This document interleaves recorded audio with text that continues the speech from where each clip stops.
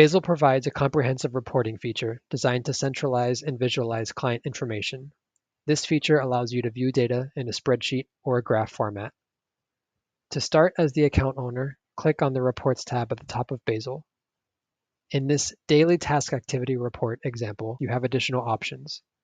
Download the current spreadsheet report to CSV, expand the current report to full screen, view the data in spreadsheet or graph view, pin or unpin the current selected graph to your Basil dashboard home screen, open the Filters menu to filter the currently selected report.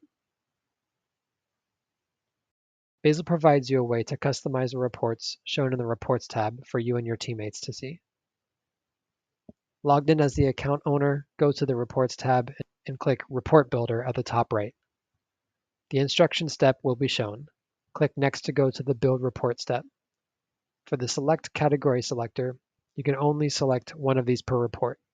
Once the report is built, it will be viewable in the selected category when viewing available reports in the Reports tab. For each category, there will be many fields available for selection. Click the plus button for each field to add to the report. For each field, you can add filters. To the left of each row in the Selected Fields and Filters section, you can drag and drop the 4 horizontal lines to change the order. This example shows a client report that lists all workspaces in Basil, along with all clients with ABC in their name, and the date when the workspace was created.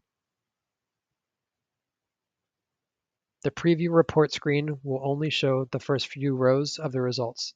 In the Save Report step, add a name and enable Share to all team members if you want your team members to be able to run and see the report from the Reports tab. The Done step will allow you to download the results right away by clicking the CSV file link. From the Reports tab, you can select the appropriate category to view your report.